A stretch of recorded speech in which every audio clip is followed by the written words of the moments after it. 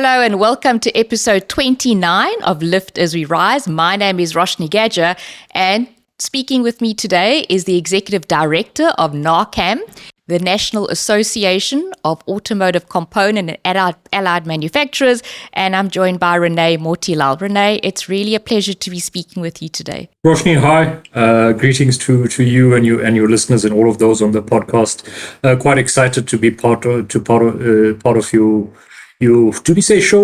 your show today, and I'm looking forward to the conversation. Renai, thanks for making time. I know there's a lot going on in the industry, so let's dive into it. For those listeners who are not in the automotive industry or allied industries, but are outside of it, let's just paint you a bit of a picture. So NAACAM represents 139 manufacturers, 24 are associate members. The industry employs about 80,000 people, and its exports in 2022 represented 69 billion rand to the South African economy.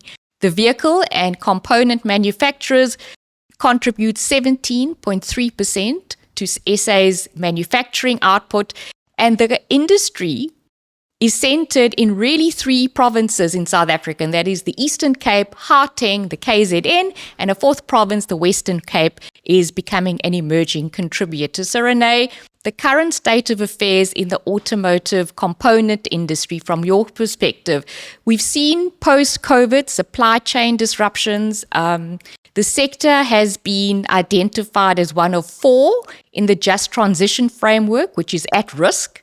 There's a global revolution to new electric vehicles that requires innovation. We've got sensitive geopolitics. The AGOA agreement is in the balance at the moment. And the industry has a 2035 plan on the manufacturing side and the green mobility side. So those targets must be met. And with all this happening, as we look at the medium and long term, there's a widening skills gap, especially as far as trying to develop and retain STEM skills go. So in this really complex environment, please share with us, what is the NAACAM strategy and how is that progressing or not progressing at the moment? Roshni, thanks. That's a very detailed background that you've painted for us, and I think well kind of captured where the sector in South Africa is in terms of its manufacturing value chain. I do want to maybe just reiterate the point that you were very strongly bringing across, and that is the contribution of component manufacturing within, I suppose, the wider autos value chain here in South Africa. And of course, we all understand that it's typically the OEMs or the vehicle manufacturers who would drive let's call it business opportunities and economic production in autos manufacturing. But the reality is any country, South Africa included, looks to the component space to derive the level of economic outcomes that as South Africans we have a lot of ambition around.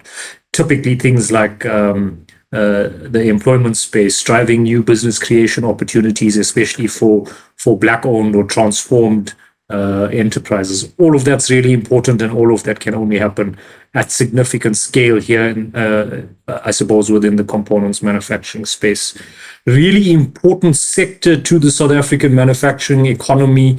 Autos as a whole has always, in my opinion, punched above its weight in terms of its contribution to GDP. In terms of the South African overall economy. Last year, I think about 5% of total South African GDP coming out of the auto sector. If you contextualize traditionally how strong South Africa has been in other global sectors and much bigger industries, if you think about resources, agriculture, South Africa's history has been built on that. Our strength as a financial services hub in Africa, 5% of GDP is significant. So I think to come to specifically NAACAM and where we are playing a role, or what we like to see unfolding within the South African autos landscape, I think like you introduced, we are the preeminent voice of component manufacturers here in South Africa. Probably about 150 manufacturing brands under our umbrella. More importantly, I think the role of an organization like NAACAM, and this is seen globally, is we are involved in whatever it is that supports the best or the optimal business operating environment for our members. The supplier base in South Africa has developed over a very long period. South Africa's got a long history of autos manufacturing, and probably an equally long history of government or state-led support. And I suppose a bread and butter role of an organization like NAACAM would be in a country where you've got high levels of policy, incentivization, etc., would be to ensure that our constituency is getting a sufficient share of that policy support. And over time, I think we've seen a South African government and let's call it the wider, I suppose, stakeholder leadership environment in South Africa, wanting to put more and more emphasis on growing the base of component manufacturing. So yeah, I think typically NAACAM would get involved in whether it's industrial trade policy, influencing some of the industrial relations issues that come with being in a manufacturing sector, assisting our members and other stakeholders in running their own projects that are linked to, and I'll talk to this a bit later, some of the national sector objectives in terms of what's laid out under the SA Autos Master Plan, which is a long-term sector plan that both government and private sector stakeholders have bought into and have a range of policy and other frameworks feeding in towards those objectives.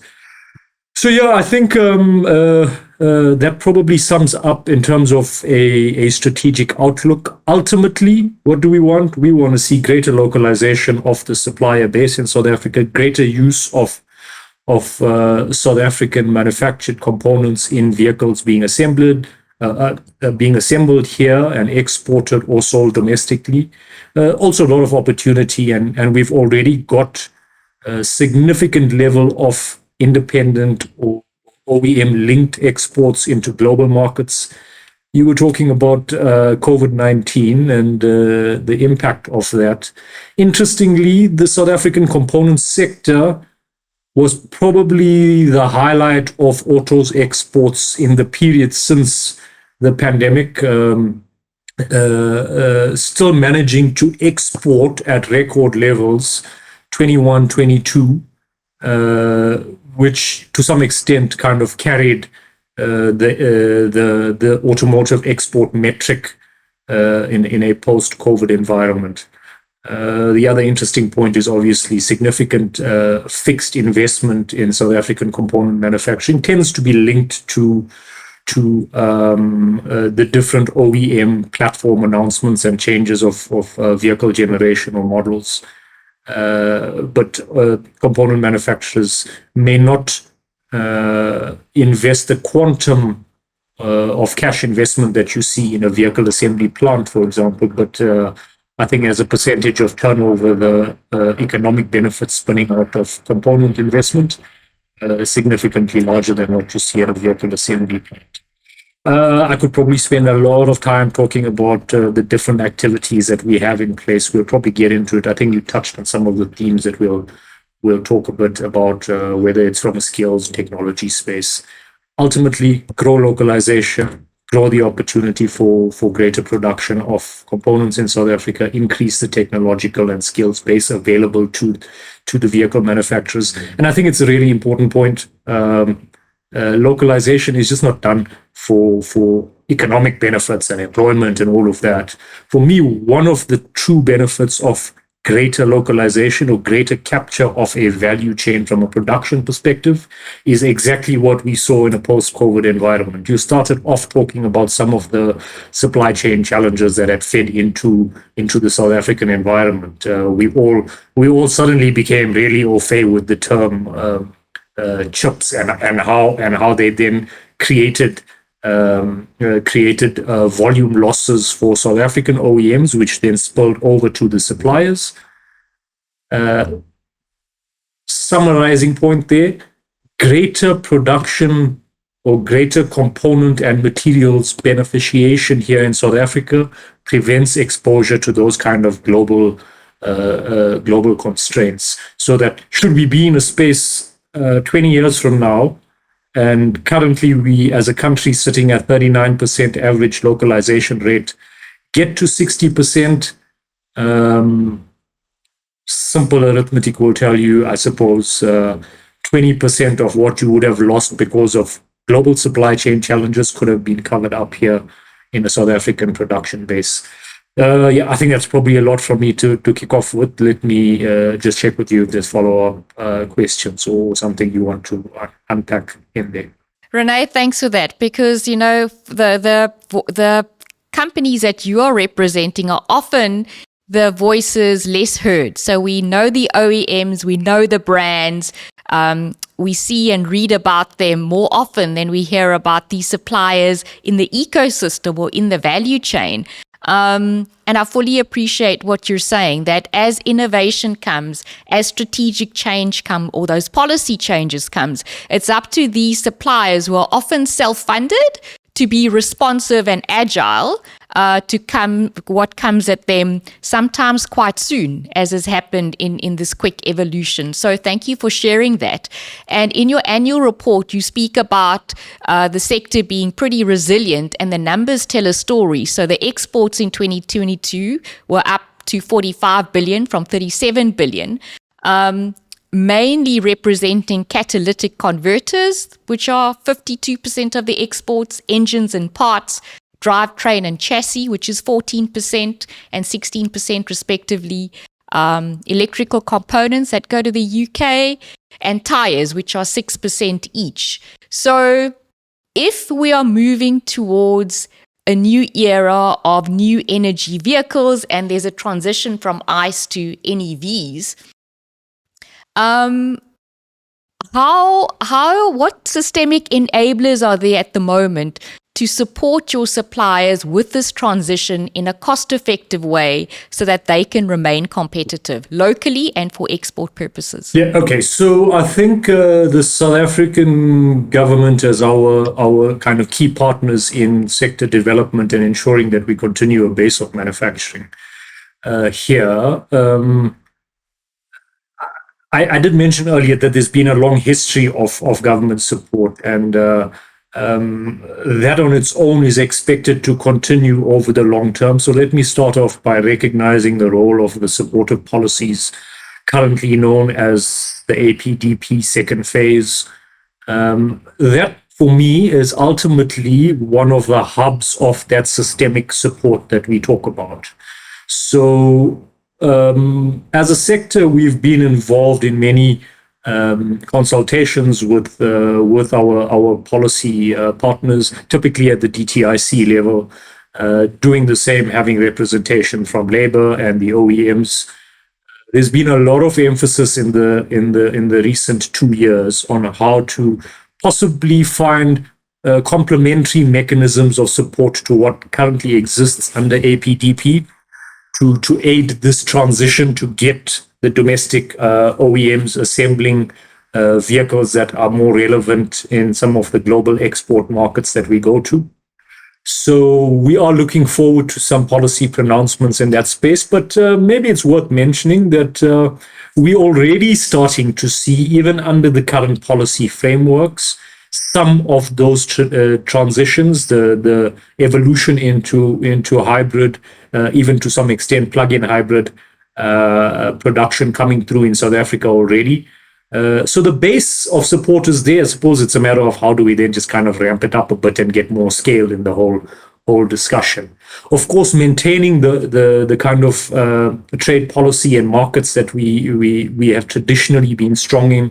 If you think about, for example, the EU free trade agreement, there's a lot of emphasis on AGOA, and I'm sure in the popular media we're picking up a lot of analysis around that.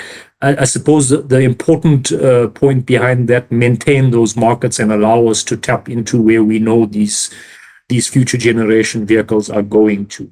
Ultimately, it will be linked, the transition will be linked to where individual OEMs end up locating in terms of their different production timelines. I don't think it's going to be a simple switch as of 28 Feb 2024. All OEMs are going to be producing battery electric vehicles in South Africa. It doesn't work that way. OEMs stagger their own platform changes and the like.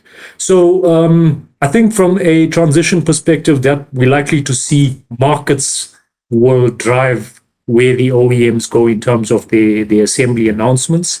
I want to make a point really clear upfront, because this is something that I find is sensationally reported on or analyzed. I don't believe it's a simple conclusion, and we often see this. The supplier base in South Africa is not ready for a transition to ADV production. Suppliers by nature, understand that the South African supplier base is dominated by, at tier one level, big multinational companies who have technology and skills links that rival even the OEMs globally. And they've got to be that way, because ultimately, what is a vehicle? It's an assembly of subsystems and components. So even companies based in South Africa have links into global HQ, where they are capacitated every time there's an OEM platform change. So whether it's a change into electric vehicles or even some of the new generation ICE, the supplier base is prepared from a few years before that. In order to get awarded the business, there's got to be investment in technology, there's got to be skills upgrade. So that happens every 7 years anyway. Even if we were doing ICE for the last 25, 30 years, however long, it doesn't mean that there were no changes in the skills and the technology requirements. So suppliers kind of gear up for that at all times. And once the OEMs come with an announcement and say, we're going to be doing this electric vehicle platform in South Africa, suppliers will respond accordingly, as long as volumes are known and there's sufficient time to make those investments. So I want to nuance the discussion. I think the supplier base is ready, as they are always when there's changes in OEM assembly models.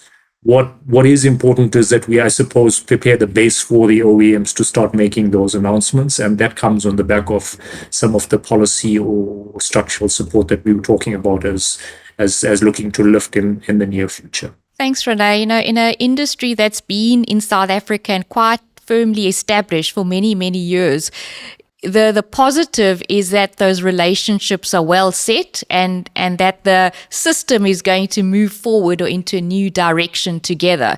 So I kind of outlined those key export components. How do you see those shifting in the next 10 years between now and 2035? Very good question. I think let's deal with, you mentioned the CATCON sector. I think it's obvious that the CATCON sector as a specific product is going to take some pain. The market for that is obviously decreasing globally based on the change to new energy vehicles. So we can expect over time decreases in CATCON exports, but also we're already starting to see this. We're starting to see some plants exit the country in the CATCON space. Not necessarily a good thing, and I suppose a challenge to us as policy influencers, policy makers, whatever it is, to see how some of those companies that are already here in South Africa could possibly be playing different parts in terms of future production.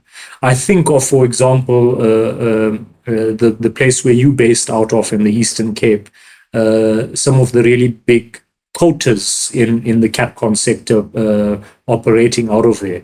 I suppose in terms of producing coatings for catalysts or catalysts in what we know as the emission control system, that market is going to start tapering down. But those are the same companies who can play a role in, for example, fuel cell electric vehicle value chains, the hydrogen economy. So I think we're gonna find ourselves in an interesting space where we're starting to migrate some of the companies that are already here in terms of their products being produced. That has got to be something that, as leaders, like I said, we've got to be focused on going forward. Of course, some of the other components that you were talking about in I suppose engine components and the like, I suppose there's also an element of exports going into what we call the aftermarket or replacement market. I think in the short to medium term that will continue to hold its own. I don't think we're going to see ICE vehicles or ICE engines just disappear off the planet completely, and probably not in our kind of professional lifetime. There's going to be a need for replacement components, and there'll still be some of that coming out of South Africa. We've touched a bit on let's talk about pain points. I think it's really exciting and important for listeners to know that we've already got South African component companies, tier 2, tier 3 companies who are exporting into global EV plants. And that's really exciting. Not many people know this. One of the largest pickup production plants in the US is having components supplied out of South Africa for both its ICE and its EV platforms. So yeah, I mean, there's a lot already happening. I interacted with a fairly recent NAACAM member company who is starting to export into the hydrogen economy space, fuel cell EV packs. So yeah, it's already happening. Sometimes we sit and we think that there's Chicken Little sky fall down scenario coming ahead of us, and people have already transcended and they're flying above the clouds.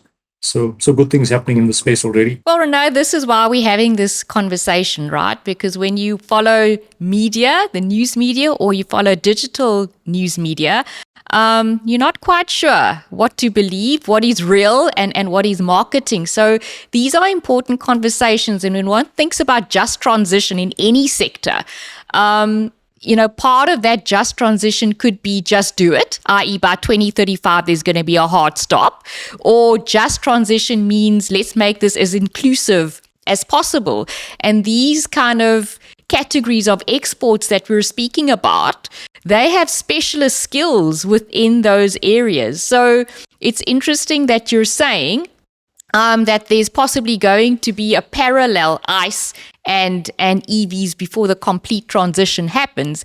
And that means that an export market would still exist for South African component manufacturers. Would that be a fair summation, Renai? Yeah, I think it's a fair statement. And I don't want to categorize it, I suppose, as a kind of black and white situation. That's what I was trying to say. I think it's really important that we understand markets are shifting, and component manufacturers will have to follow where the market goes. But at the same time, ICE components will continue to have a place, and the opportunities for those who have locked in, especially I think some of the big global export replacement markets, there's still going to be a significant level of activity in that space. And Renai, is it early days yet? And we'll talk about skills a bit later. Are these conversations around how the just transition is going to take place, is that involving stakeholders from business, academia, and government at this stage? Or is it just from your perspective, industry? Yeah, the just transition is an interesting one, and I do think there's been a lot of emphasis coming from across the sphere in which we operate, including our partners in government. There's a presidency-led presidential climate commission, which the auto sector features quite highly on the agenda on. So the emphasis is definitely there. Maybe I could just touch on, I think, what are two dynamics within the sector, especially from a component manufacturing perspective, on how I suppose there's impacts around just transition. So the first thing, when we talk about a revised energy outlook and what that means for products and the markets which South Africa supplies, we spoke about the NEV and the electric vehicles. I do think component manufacturers will, like I said, got to respond to those production dynamics. So the transition to NEV production and consumption is part of that. But interestingly, already we're starting to see the base in South Africa having to respond to some of the specific carbon adjusted methods of production. So already companies are starting to have to implement quality systems and processes linked to their own levels of carbon reduction in their production processes, whether it's whatever it is, reduced logistics, the source of their energy supply, all of those things then combine into some sort of scoring, which is increasingly becoming a license to supply to the global OEM market. And you can understand that because some of the products are being exported into markets where there's, I suppose, these carbon tariffs, if you want to call them that, for how the actual final product was assembled or produced. So for me, I think the two kind of juxtaposed thoughts for the component base in South Africa is A, how do they ready themselves for the products that need to be produced in an NEV space, but also their production processes, methodology, and whatever that comes with being part of a global production value chain like what we find in autos. Renai, you spoke about the SA Master Plan and, of course, the Automotive Production and Development Plan, the APDP. From a NAACAM perspective, please outline for us what the 2035 objectives are.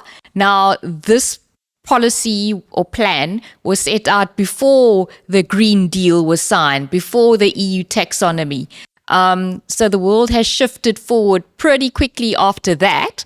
How is this all working towards the 2035 goal in South Africa? So I do think that the changes in the energy product outlook was not unknown to us as sector stakeholders. My own organization was heavily involved in the consultation and development of what you're referring to as the SA Autos Master Plan. So at that point, there was a view that whatever production supporting policies, you referenced the APDP, in some way need to be technology neutral because back then, 2015, 2016, when we were working on this, there wasn't a specific technology that was going to be dominating the market by 2035 would BEV, for example. And I still think that there's still a lot of technology uncertainty to kind of flow under the bridge, so to speak, because again, OEMs themselves are changing the mixes of what they're expecting to produce in the future. It's not going to be a completely BEV future that we find ourselves in. So why am I saying all of this? I think the program and policies did have a sense that we need some level of technology neutrality. Right now, there's nothing stopping an individual OEM choosing to invest in a platform, whatever it may be, whether it's BEV or FCEV. Nothing stops them. I suppose it's all about the business case and does it make sense in terms of their market timing. And I do think that there's probably some supporting measures that need to be put in place in the policy space. To just come back at a granular level, the SA Autos Master Plan has several key objectives. I think there's about 6 of them. I'll touch on a few of them as being important from a NAACAM perspective, a component manufacturer's perspective. The first one is for the country to capture a greater share of the global production market, to move up to about 1% of global production. Effectively, that should be more than doubling the kind of average rates of production in South Africa, or vehicle production, over the last 4 or 5 years. Doing so, you obviously introduce volume and scale for component manufacturing, so that's really important. The one that we fought the hardest for, and were glad, I suppose, from a component constituency to see come into play, was to set out a target of getting the country to a 60% localization level. I think I touched on it earlier. Localization is good from economic benefit perspective, but it's also good from a competitiveness perspective. So as component manufacturers, if we can see the country move up to 60% localization levels. Not only is that billions and billions of new turnover opportunity, it's also greater jobs, greater new entrants, deeper value chain capture, all of those good things. So yeah, the 60% localization target, really important. The focus on skills and technology investment, another really big objective. And of course, greater inclusiveness. I'm sure most people are aware of the kind of South Africa historical context. So there's a big objective to increase the number of South African, we call them black-owned industrialists. For those that aren't kind of au fait with the term, but it's South African owned, typically by those of a previously disadvantaged background, to include greater participation of that demographic into what is a global value chain, and which has typically tended to be dominated by large multinational, both OEMs and tier one level. So we can deepen those kind of opportunities there. I think we'll have gone a long way to leveraging having this kind of big dynamic global production system here in South Africa. Yeah, so without going into each individual objective, I think those are the key ones from a components production perspective. And as NAACAM, as an organization, we spend all of our time trying to implement activities that will eventually further not only our constituents or our member companies' interests here in South Africa, but growth is I suppose, a panacea to lots of the issues that we kind of see, and the growth in those opportunities will benefit South African autos manufacturing as a whole, and it will benefit the overall economy. Renai, this podcast was delayed by a week because you had an urgent media briefing on the AGOA situation. And this morning, a really interesting report came out commissioned by RMB. It was done by a researcher in the US at Cornell University who advocates that if South Africa exits AGOA by choice, or that's what the US presidential team decides, it's not going to have too much of an impact on South Africa. So they were explaining that about 52% of the AGOA trade is from South Africa, but the impact on South Africa is probably just around 2%. They didn't speak about the automotive sector, though. The narrative was focused from the research on agriculture, as they've explained it. What does this mean to your members in South Africa if South Africa was to leave that? And how does that play out in this 2035 SA master plan scenario? Yeah, so I think you're absolutely right. From an autos perspective, I think it's really significant. The US has long been a market that has been, I suppose, a foundation block of some sort, especially over the last, let's say a 20-year period. In terms of not only vehicles going into the US market, but particularly components. And a large part of the auto export mix into the US is from a component perspective. So for me, I don't know too much about the agricultural space, but I can categorically say that the loss of AGOA in the auto space is likely to have a significant impact. You're catching me kind of off guard. I think it might have been 24 billion worth of exports last year from an autos perspective, of which 9 billion was components. Forgive me if the stats are off, but that's what's sitting in my top of my mind right now. And again, significant. So what did you say total exports out of South Africa was? 52, and I'm saying 24 billion of that was auto. So yeah, the exports under the AGOA plan in totality, South Africa represents 52% of those transactions. So South Africa is a big player in that agreement as a whole. As far as your statistics go, I think those were the numbers you did mention on your recent interview last week. So it is substantive. And the interesting thing was the decision is made by the president. So that made me think, well, this is volatile because they've also got an election happening next year. So if there's a change of guard, that could have a different outcome in a year from now. However, it's South Africa's relationship with China on the one hand and the Russia situation. So it really is something that's in the balance and possibly a risk that you from your sector are going to be focusing on. Yeah, it is a risk, and I think let me maybe touch on that. And I mean, we can't hide from the fact that there's been many discussions over the years for South Africa to be exited out of AGOA. It's not the first time we're having this scenario. I suppose the geopolitical environment has kind of exacerbated the debate around it, the analysis, the media kind of lens on it. But I suppose in previous AGOA reviews, there have been strong views expressed that it's time South Africa was graduated out of that. I think the important point that we need to understand is whilst that may be the case, it's not as if it's a zero-sum game and the US is not benefiting from having South Africa as part of the AGOA agreement, especially if you look at the auto sector. The kind of intermediate components that are being exported into the US market go onto production plants.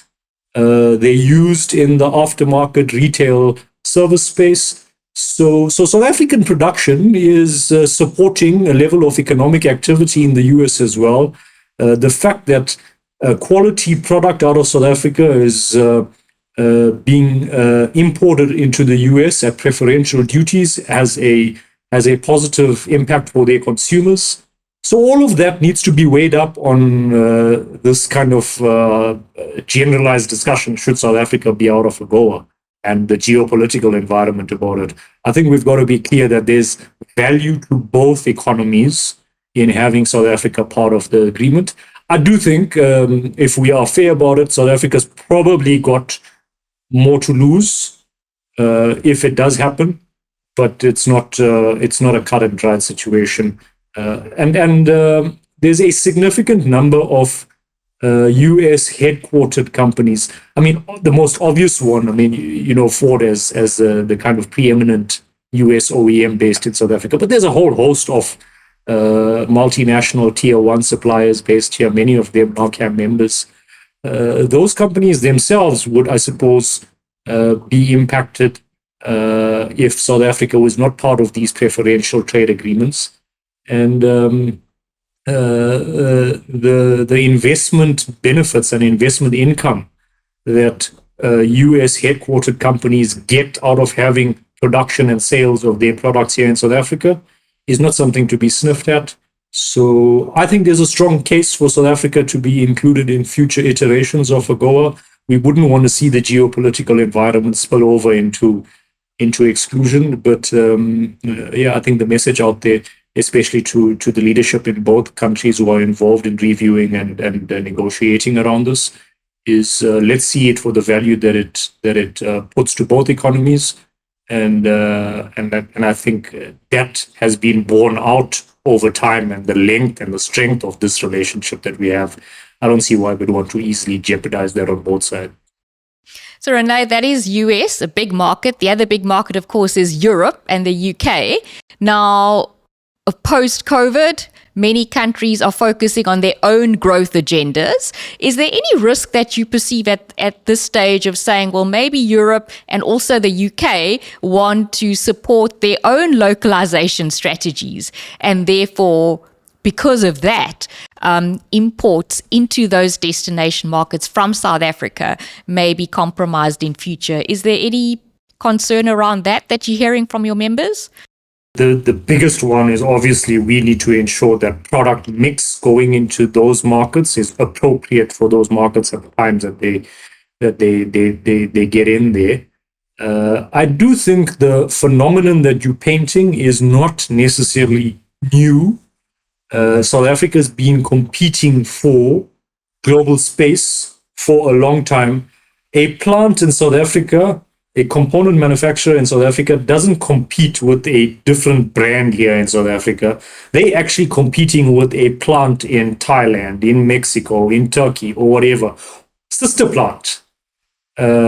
So I think the ability to transition or need to compete at a global level for the component manufacturers in South Africa, that pressure has always been there, and it's not unique to the EU or the UK now in terms of any change stance that you see in the political space. I think the important point for South Africa is we've got to ensure keep yourself as competitive as possible, always be implementing those upgrade in process technology skills, which has been happening, and that I think it can happen at heightened levels. But ultimately, South Africa is a competitive destination. We've got to ensure that whatever is needed to be done to keep those markets continue to be doing so. And I mean, if you think about something like the free trade agreement that we have with the EU and the UK after Brexit and then how that was negotiated, there's still a firm commitment to those agreements. Those are legislated kind of processes. It's not something that somebody can wake up tomorrow and decide to chop. So you've got to at least in the auto sector work with a level of planning and stability.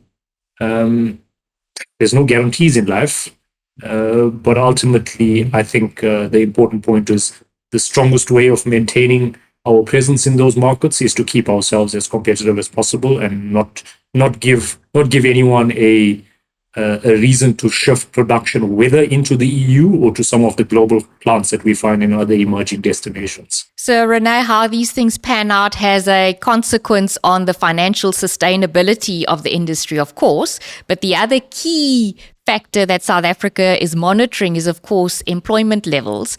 And with a sector that's employing 80,000 people at the moment, that's quite substantial. What are you starting to think around skills availability at the moment, new type of skills that are going to be required as we go into this EV era, and the maths and science pass rates where they are in South Africa at the moment? How are you considering these factors in terms of the sustainability of the industry from a human capital perspective? Yeah, I think that's really important. And as NAACAM, we've taken a kind of very strategic look at this and have been implementing and activating a range of projects to positively impact the skills environment for our members. One of the kind of key initiatives I've been involved in personally over some time is lobbying or advocating for the creation of a dedicated auto components chamber within the MERSITA, which is the main kind of skills agency that supports skill development initiatives in manufacturing in South Africa. So as of 2 years ago, we created a dedicated auto components chamber, which not only runs programs into component manufacturers of supporting their own skills upgrading, but a lot of research into the current environment, innovation, and things like that. So that's one kind of key skills program that we've been involved in.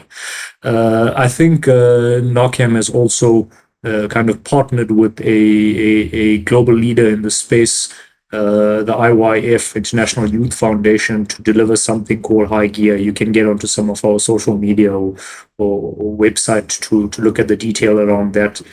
Typically using global best practice to implement TVET curricula, and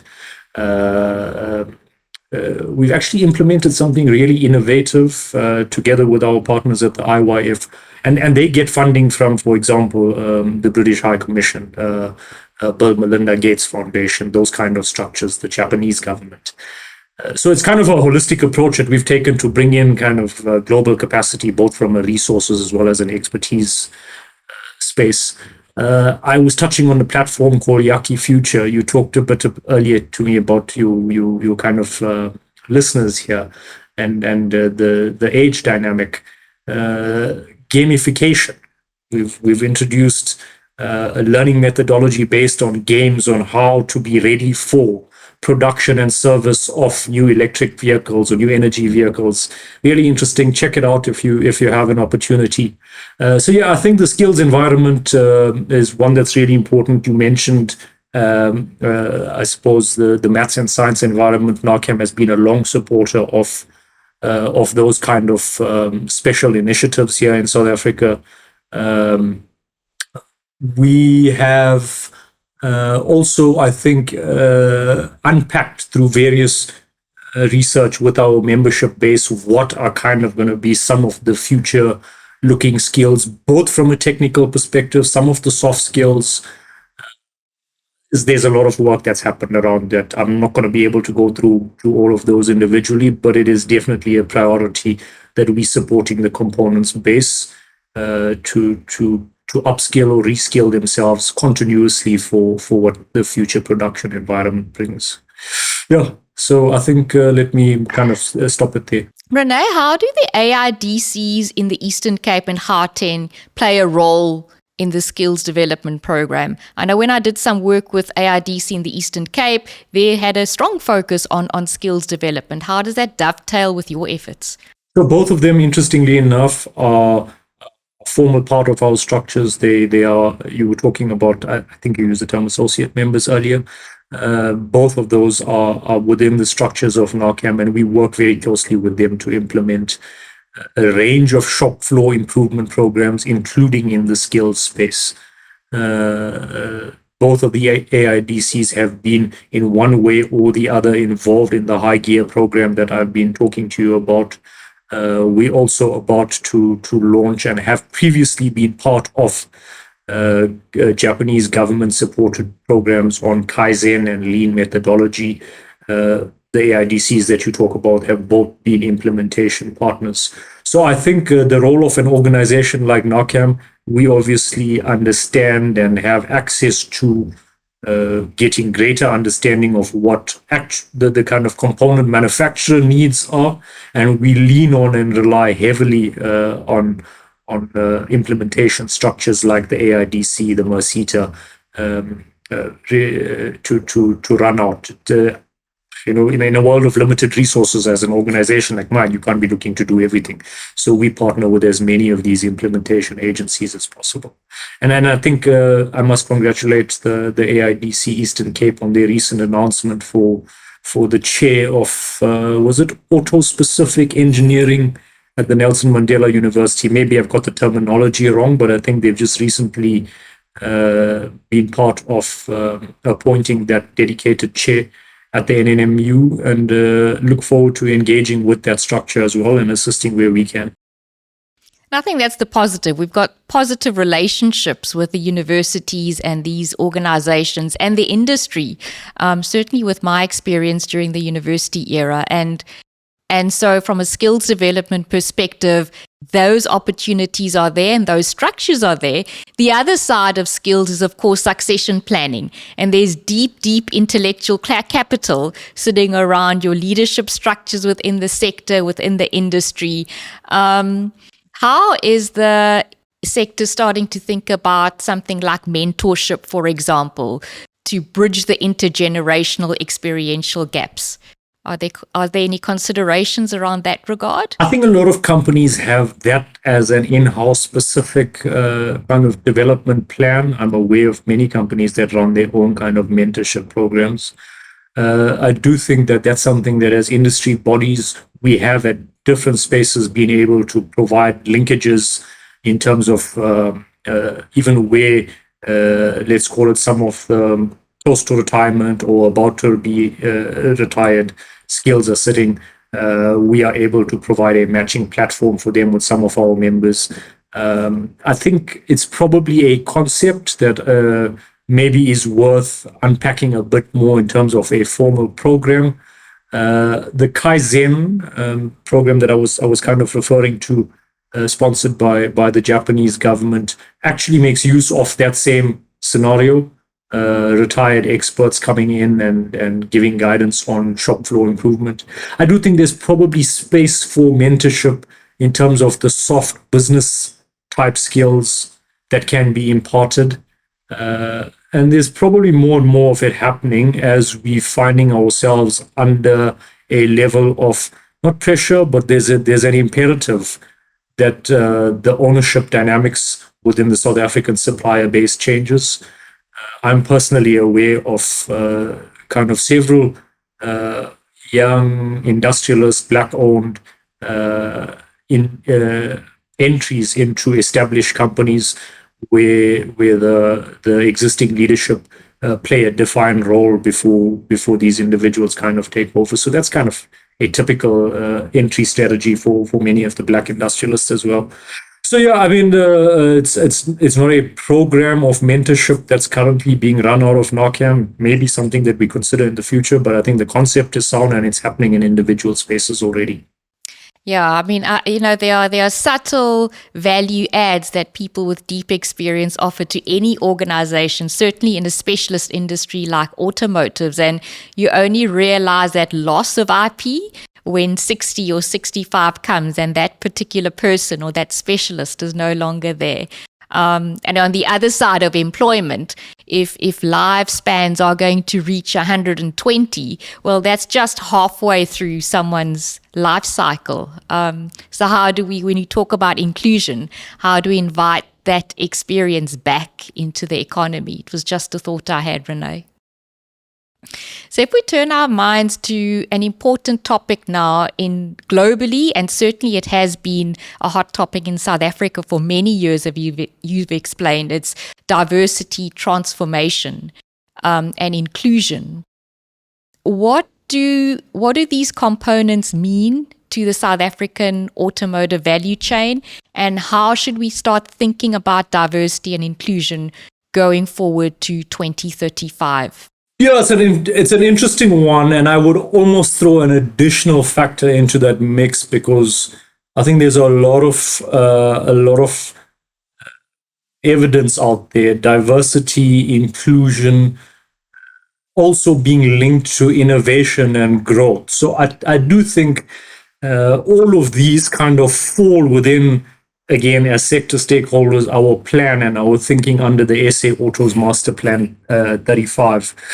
So, I mean, diversity, inclusion, just from a transformation perspective in South Africa, we want to see greater participation of those who would have been previously excluded from the formal economy, both from a racial or as well as gender perspective, more inclusion of youth, not only in employment opportunities, but actual business ownership and influencing opportunities.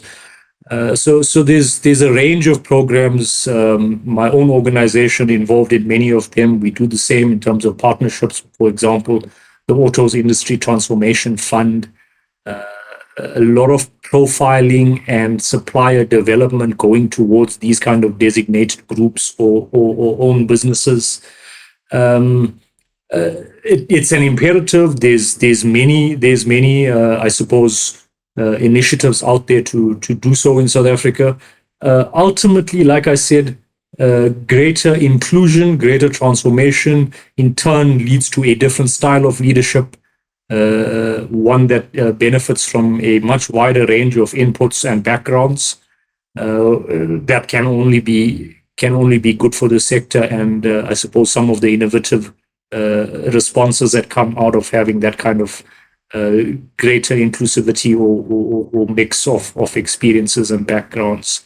There are specific targets around transformation and inclusion in South Africa. I'm not going to talk specifically to those targets, but I do think it's a key point, and one as sector stakeholders, NAACAM's kind of been very clear about its position. We have, on a constant basis, been encouraging our membership to do as much as they can in this space. Not only is it good for current business, I do think that this particular topic in South Africa, we mustn't shy away from it. The more gains we make in this space of inclusivity and transformation, the easier it is to continue to motivate to a taxpayer here in South Africa as to why we should continue to, from a incentive or fiscal perspective, keep supporting the South African automotive manufacturing environment. It can't be a given that taxpayers will fund something like the APDP forever and ever if you're not seeing the benefits in terms of transformation, employment creation, skills development. Those are really imperative. So for me, it makes sense. It's increasingly becoming not one way you want to think of it as an option, but it's just one of those things you got to do. License is the wrong word, but I think you get what I'm saying. It's needed to operate or trade in the South African environment, and companies should be looking at it from how do we optimize, what is the best possible outcome, how do we strengthen our business outcomes from this. For those who are not too familiar with how it works in South Africa, what we call broad-based Black economic empowerment, the transformation lever, it's effectively a balanced scorecard, right? It's not only about ownership, and people get caught up in this Black ownership or taking from there, and it's not only that. It's about skills development. It's about enterprise and supplier development. There's a whole range of levers. Developing a cohort of new managers or executive leaders in the space. And by having that balanced scorecard approach, you kind of have a holistic, transformative outcome, which moves it away from a racial discussion to one that says transformation is about overall development. And I think that talks to the kind of inclusivity, or inclusion and diversity that you introduced the topic on. Well, Renai, certainly the key objective is around socioeconomic inclusion in a country like South Africa. The benefits, of course, of diversity is it influences and brings in a different type of thinking for creative solutions and what you alluded to earlier, innovation. And so that kind of nuanced changes and different forms of thinking styles and creative solutions-driven styles, it certainly does impact an organization's ability to be responsive, agile, and innovative, most certainly. And I think without it being compliance-driven, South Africa has possibly done that in the way it approaches its human capital management in most cases, certainly in those that are multinational companies. Renai, I want to share an observation, and please, it's not a criticism. I know things take time. If I look at the NAACAM National Committee and the Regional Committee, I couldn't help but notice that there were 2 females among 30 faces, representing about 7%. How is the gender balance progressing in the sector as a whole in South Africa? Yeah, I think it's a valid observation, and it's something that we're always thinking about. And that number again, it's possibly a factor of time as well. I think if you look at the NAACAM leadership that you talk about is an elected leadership every 2 years.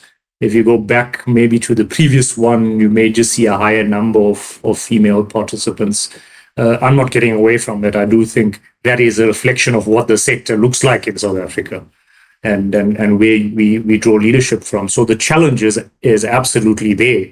As you kind of grow that inclusivity environment, especially from a gender perspective, then you'll start to see these kind of leadership structures being more and more permeated. But it's a valid observation. I do think it's something that myself in the executive role, we're always thinking about how do we get greater participation at leadership level. It's at times, I suppose, one of those things that sometimes you almost I suppose at a leadership level, sometimes there's also a lot of pressures in different spaces that some of the leadership find themselves. Do we serve on a NAACAM subcommittee? Are we involved in other regional level activities? So it could be that some of the female leadership find themselves in other spaces as well. But I think, Roshni, to your point, valid observation, something that over time we hope to see changing and definitely, I suppose,